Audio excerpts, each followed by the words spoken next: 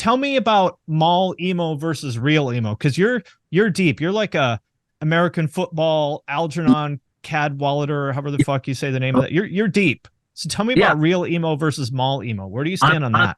I'm in there. Well, actually, it all started in 1981 with a band called. You may have heard of a band called Moss Icon. No, Real emo only consists of yeah, fucking six bands. You know the greatest part about emo is like when that whole thing of like real emo only consists of. It's like, dude, all the emo I like. It's like that is actually kind of true. Like it is true. I like all emo, but dude, when you start looking at it, every scene of it is like the same 12 dudes in the same four bands, like Right. from four cities. Like, so I'll give you the first emo I fell in love with was like early 2000s, Midwest emo. And Oh wow, you started there. yeah, a buddy of mine, I just found it on YouTube and was like, what the fuck is this? I love this. These Oh. people screaming. It's very pretty music with very ugly vocals, and I love it. And it's way different than anything I've ever heard. And I'm sad as fuck. And this You're is talking like modern baseball type stuff? I'm talking Or about before that.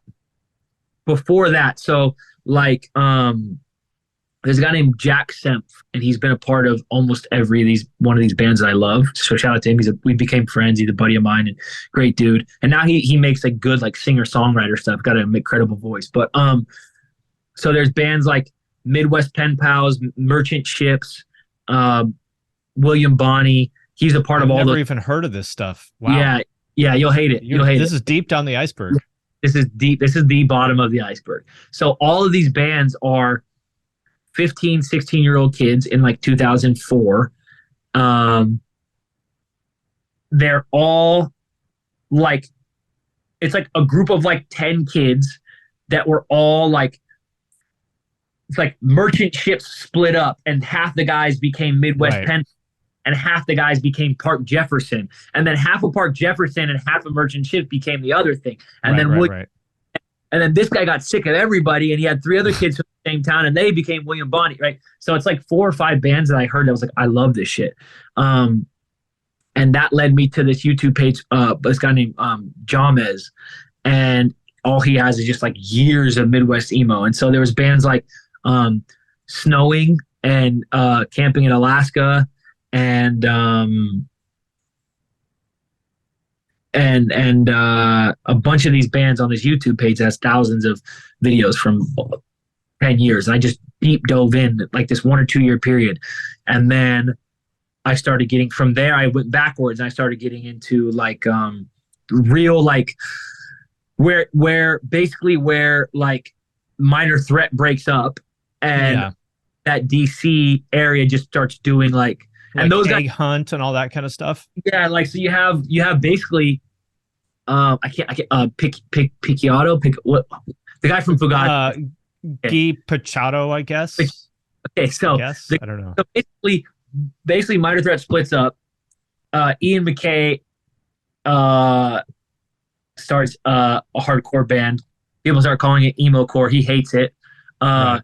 The other guy, whatever his last name is, shout out to him. I actually think he has one of my favorite punk voices ever, but I can't pronounce his last name, so sorry. He has like a rotating cast of like 3 other bands. Like, okay, I'm on my phone, so I can't check, but I'm really dropping the ball here. But that's like, okay. Embrace was one of them. Embrace was Ian MacKaye's, and then Rites of Spring. Yeah, so there's Rites of Spring, and then like 3 other bands that it's basically Rites of Spring doing 12 songs and breaking up. Okay. The song My Better Half. I'm dropping the ball so hard. I'm sorry, guys. Anyways, false emo. Andre Fili confirmed. Yeah, false emo. Fake based. So I Stolen Valor. So I go from right. from Midwest emo to like real emo, like DC. Yeah. That emo, and then I actually started getting. So I went from Midwest emo, from early 2000s Midwest emo to like 80s, basically hardcore. Yeah. Emo, which I was already into hardcore at the time, but I found that little sub genre of it. And I also went the other way to the more pop punk stuff. Like I was already really I love Title Fight, one of my favorite bands ever. Yeah. Like Tiger's Jaw, all that sort of like Citizen, Basement, all that kind of stuff. Like the Tumblr 2000s. Yeah. like pop punk emo, like there's a lot of that crossover. Like Citizen, Basement, Tiger's Jaw, Title Fight were all huge for me. Like that's like the songs I'll play in the car when I annoy my Reblogging a picture of like a forest, yeah, you know, like with a their lyrics over it. bedroom with like the Christmas lights and the Title Fight banner and shit, and The like neck some deep flag. hot Yeah. some sad hot chick. So Yeah. that's those are my two.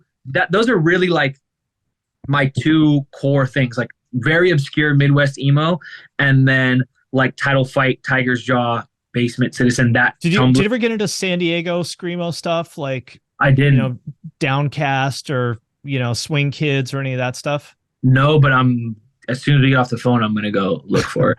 Oh God, what have I done? It's pretty good. Yeah, you sent me down another rabbit hole. Oh, You know what I'm getting into recently? You know what I've really been getting into recently is the weird. I don't know if it's like second or third wave emo.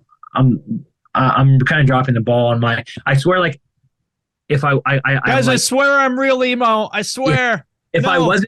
wasn't over caffeinated on an empty stomach, I'd be able to like. If this was like tomorrow, I'd be like all autistic about it. But I'm fucking dropping the ball because I'm hungry and I'm over caffeinated. But my two big things were Midwest emo and then that like pop punk emo Yeah. era. I also have gotten really into like that weird kind of like, and I'm not super into it, but I'm finding things that I'm really like it's like Knapsack and like Jealous Sound and like whatever, like I guess like Sunny Day Real Estate's in there, like Yeah. Jet Still and like Hey Mercedes and like that. I missed like a little too young for that, but going back to that place, I was like, basically, you know, that's all 90s hardcore people that started emo bands. yeah. And it's kind of the same. That was like my era. I saw all those bands. I did not like any of them, but I saw all of them because I got dragged there by girls I wanted to hump. For 100%. I humped 0 of them, by the way. Yeah, but not for lack of trying, dude. You went to the show. Yeah. You put the fucking hours in, and that's what counts. That's right. No, but I don't love a lot of that stuff, but there is random stuff. That Knapsack band's pretty fucking rad. Braid is pretty cool. I did like them. What is it? Braid? Yeah, you might like them. Braid's cool. I've heard a couple things I dig.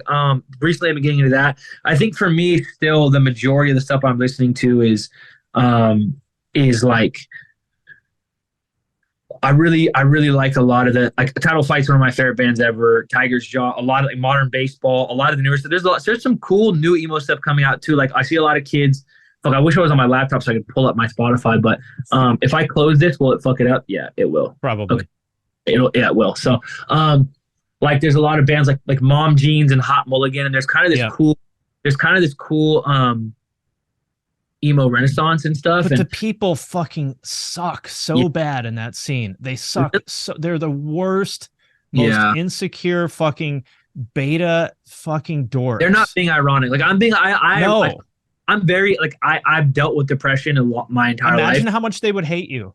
100%. Yeah, I've dealt with my depression my entire life, but I still have always kept like the awareness of like, yeah, but we're just being like, we got to laugh it off and still be stuff like be a good functional person, you know, like